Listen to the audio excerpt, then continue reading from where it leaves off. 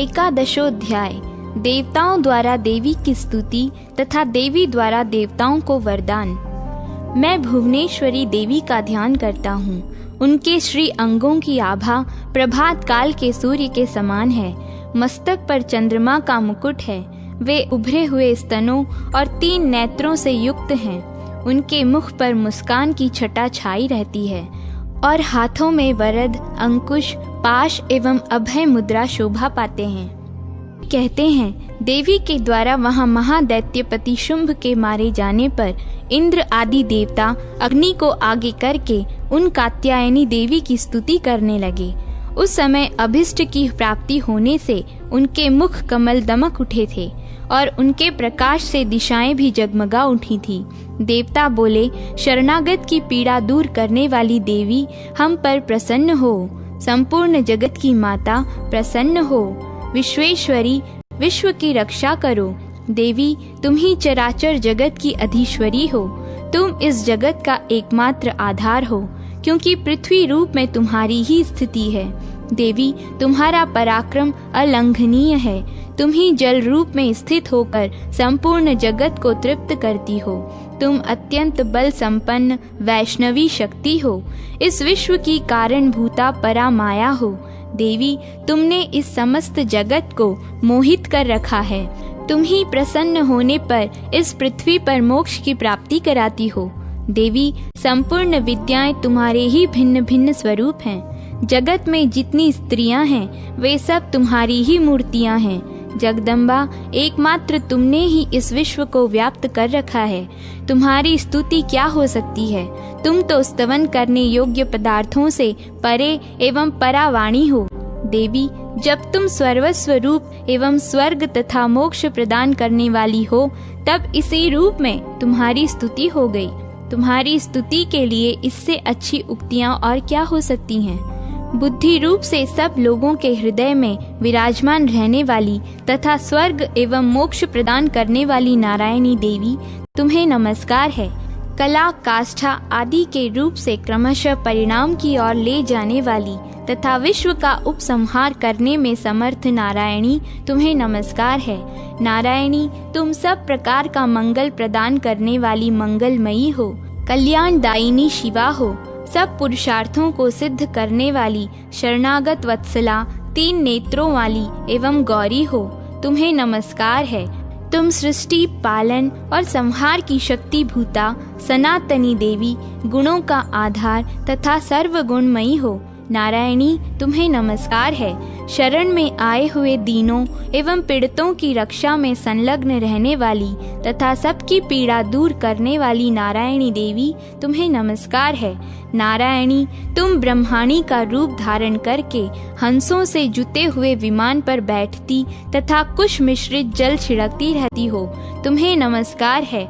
माहेश्वरी रूप से त्रिशूल, चंद्रमा एवं सर्प को धारण करने वाली तथा महान वृषभ की पीठ पर बैठने वाली नारायणी देवी, तुम्हें नमस्कार है।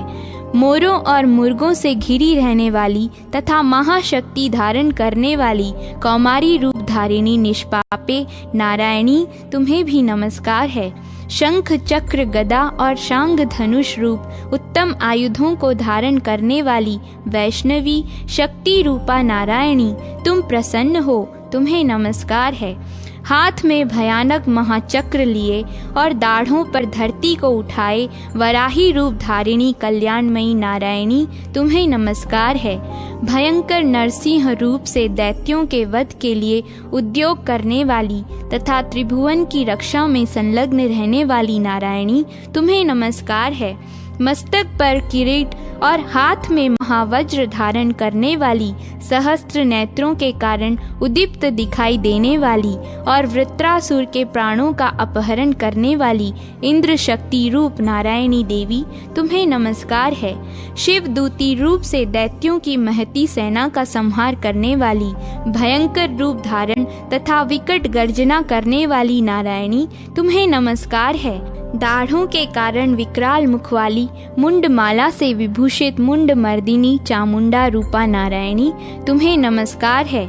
लक्ष्मी, लज्जा, महाविद्या, श्रद्धा, पुष्टि, स्वधा, ध्रुवा, महारात्रि तथा महाअविद्या रूपा नारायणी तुम्हें नमस्कार है।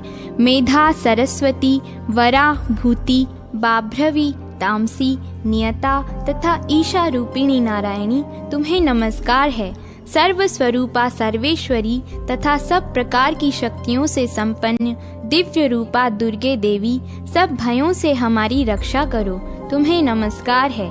कात्यायनी, यह 3 लोचनों से विभूषित तुम्हारा सौख्य मुख सब प्रकार के भयों से हमारी रक्षा करे, तुम्हें नमस्कार है। भद्रकाली, ज्वालाओं के कारण विकराल प्रतीत होने वाला, अत्यंत भयंकर और समस्त असुरों का संहार करने वाला तुम्हारा त्रिशूल भय से हमें बचाए, तुम्हें नमस्कार है। देवी, जो अपनी ध्वनि से संपूर्ण जगत को व्याप्त करके दैत्यों के तेज नष्ट कर देता है, वह तुम्हारा घंटा हम लोगों की पापों से उस प्रकार रक्षा करे जैसे माता अपने पुत्रों की बुरे कर्मों से रक्षा करती है।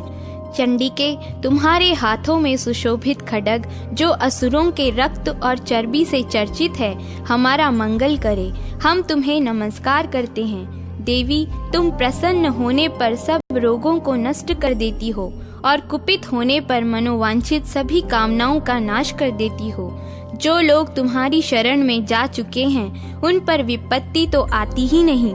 तुम्हारी शरण में गए हुए मनुष्य दूसरों को शरण देने वाले हो जाते हैं। देवी अंबिके, तुमने अपने स्वरूप को अनेक भागों में विभक्त करके नाना प्रकार के रूपों से जो इस समय इन धर्मद्रोही महादैत्यों का संहार किया है, वह सब दूसरी कौन कर सकती थी। विद्याओं में, ज्ञान को प्रकाशित करने वाले शास्त्रों में तथा आदि वाक्यों में तुम्हारे सिवा और किसका वर्णन है, तथा तुमको छोड़कर दूसरी कौन ऐसी शक्ति है जो इस विश्व को अज्ञानमय घोर अंधकार से परिपूर्ण ममता रूपी गड्ढे में निरंतर भटका रही हो। जहाँ राक्षस, जहाँ भयंकर विष वाले सर्प, जहाँ शत्रु, जहाँ लुटेरों की सेना और जहाँ दवानल हो, वहाँ तथा समुद्र के बीच में भी साथ रहकर तुम विश्व की रक्षा करती हो। विश्वेश्वरी, तुम विश्व का पालन करती हो, विश्व रूपा हो, इसलिए संपूर्ण विश्व को धारण करती हो। तुम भगवान विश्वनाथ की भी वंदनीया हो।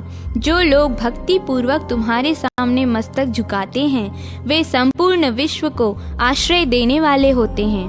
देवी प्रसन्न हो, जैसे इस समय असुरों का वध करके तुमने शीघ्र ही हमारी रक्षा की है, उसी प्रकार सदा हमें शत्रुओं के भय से बचाओ।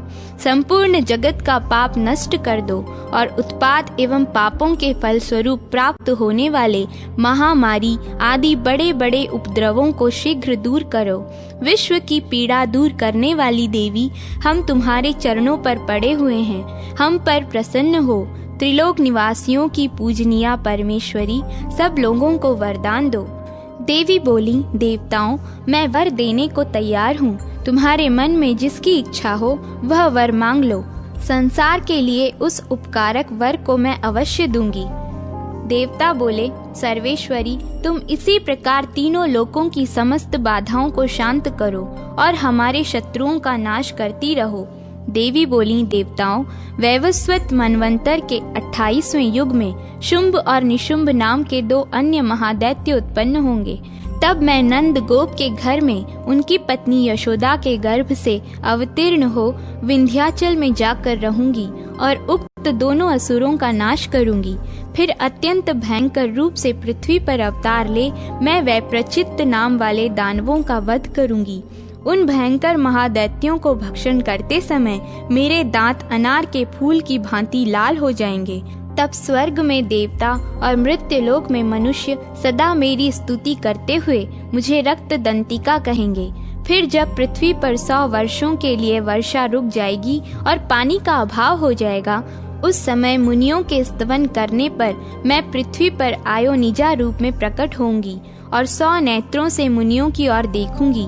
अतः मनुष्य शताक्षी इस नाम से मेरा कीर्तन करेंगे। देवताओं, उस समय मैं अपने शरीर से उत्पन्न हुए शाखों द्वारा समस्त संसार का भरण पोषण करूंगी। जब तक वर्षा नहीं होगी तब तक वे शाख ही सबके प्राणों की रक्षा करेंगे। ऐसा करने के कारण पृथ्वी पर शाकंभरी के नाम से मेरी ख्याति होगी। उसी अवतार में मैं दुर्गम नामक महादैत्य का भी वध करूंगी। इससे मेरा नाम दुर्गा देवी के रूप में प्रसिद्ध होगा। फिर जब मैं भीम रूप धारण करके मुनियों की रक्षा के लिए हिमालय पर रहने वाले राक्षसों का भक्षण करूंगी, उस समय सब मुनि भक्ति से नतमस्तक होकर मेरी स्तुति करेंगे। तब मेरा नाम भीमा देवी के रूप में विख्यात होगा। जब अरुण नामक दैत्य तीनों लोकों में भारी उपद्रव मचाएगा, तब मैं तीनों लोकों का हित करने के लिए 6 पैरों वाले असंख्य भ्रमरों का रूप धारण करके उस महादैत्य का वध करूंगी।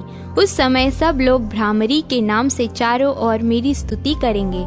इस प्रकार जब जब संसार में दानवी बाधा उपस्थित होगी, तब तब अवतार लेकर मैं शत्रुओं का संहार करूंगी।